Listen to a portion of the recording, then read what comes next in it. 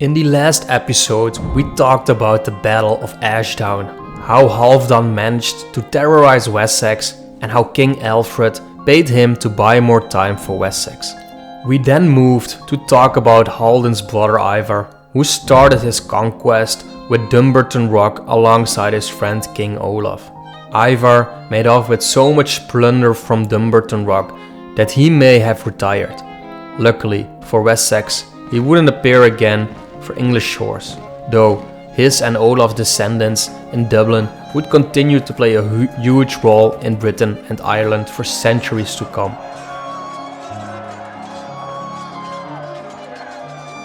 Meanwhile, in East Anglia, the second half of the army that had attacked Wessex was now under the command of a newcomer, a sea king recently arrived in Britain with conquest very much still on his mind.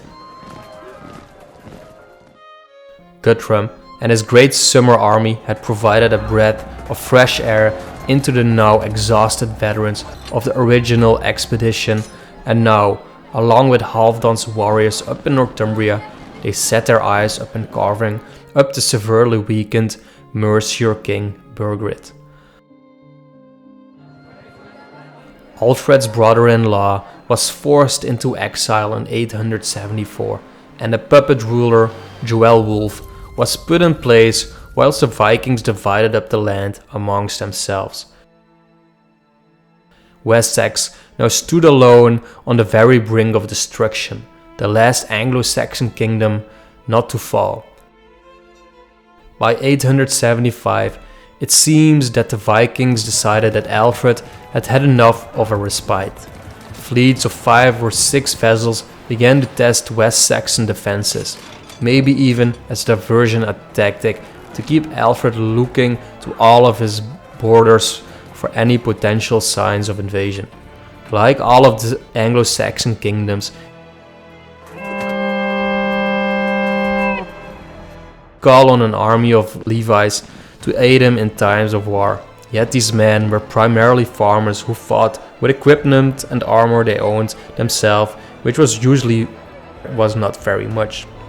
The fjord wasn't a professional standing army like that of the Scandinavians. After the campaigning season was over, they would return to their lands as they had done for generations. Alfred, rich knew of professional warriors, probably only consisted of a few hundred men.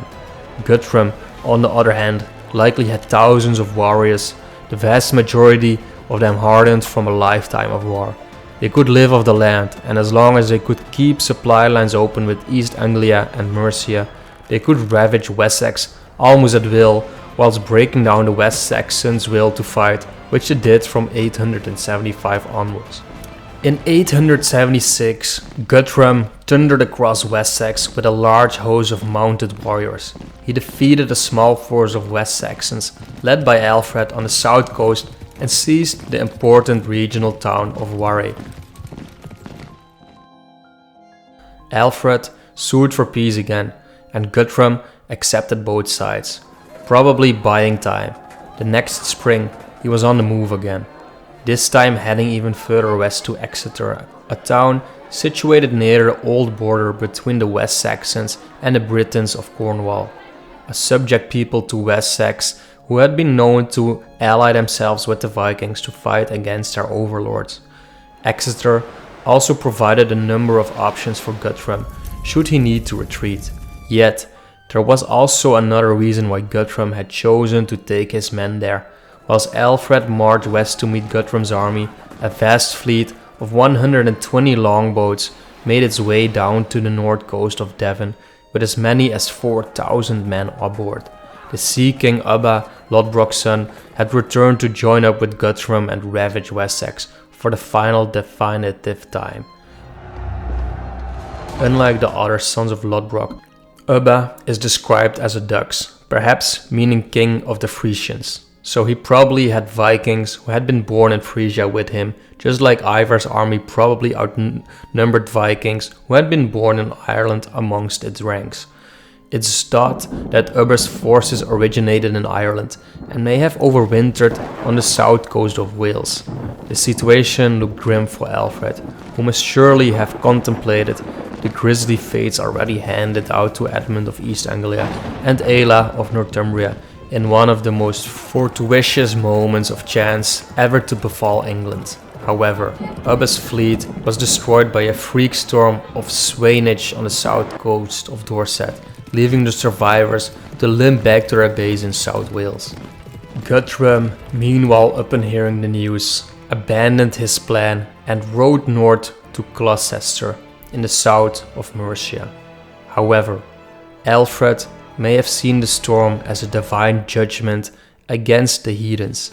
He was still beset on all sides by armies of piratical raiders intent on personally sacrificing him to Odin and usurping his kingdom.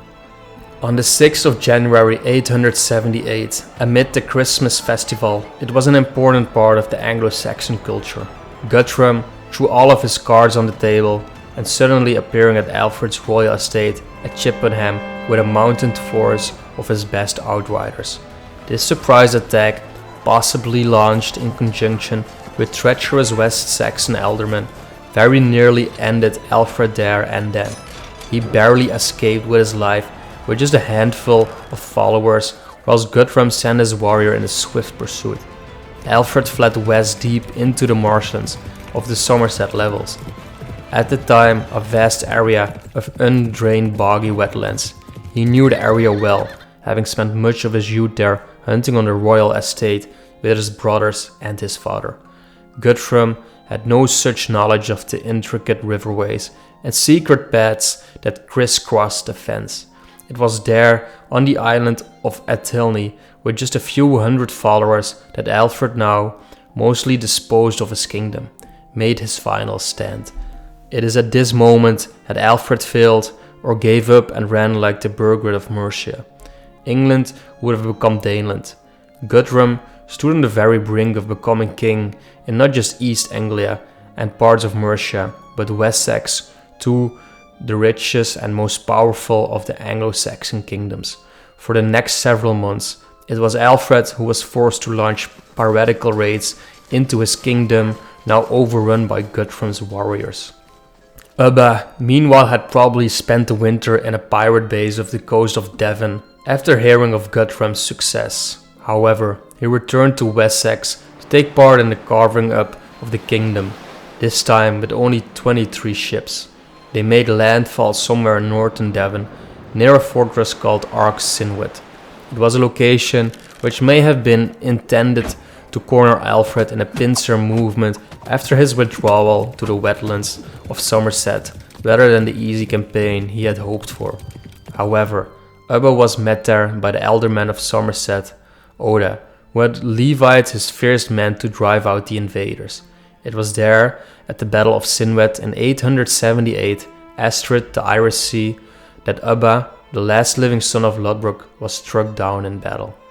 Guthrum was less overextended by the destruction of Ubba's force at Sinwit, and this appears to have allowed Alfred and his elderly to break up Guthrum's exposed supply lines and lines of communication. Alfred then called as many of the feared men of Somerset, Wiltshire and Hampshire as he could, the only countries left to have any sort of semblance of West Saxon government. For 3 long days, between the 4th and the 7th of May, they waited at a local rallying point called Egbertstone for their warriors to arrive from all corners of the realm. Finally, once a sufficient force had been raised, probably numbering in the thousands with only a few hundred professional household soldiers, they marched to Addington, where Alfred engaged Guthrum's warriors in one final definitive battle that would decide the fate of Wessex once and for all. A ferocious battle ensued as the two shield walls crashed against one another all day. The two sides fought until finally the smaller Danish force broke and fell back to their fortress at Chippenham.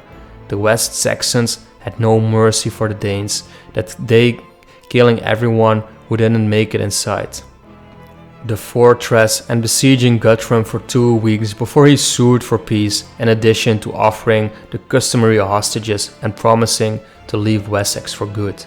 I hope you've enjoyed the video. Stay tuned for the next part where we talk about the repercussion of Guthrum's defeat. But until then, Stay safe and make sure to subscribe to our channel so you will not miss out on the fourth part of exactly how the Vikings conquered Britain.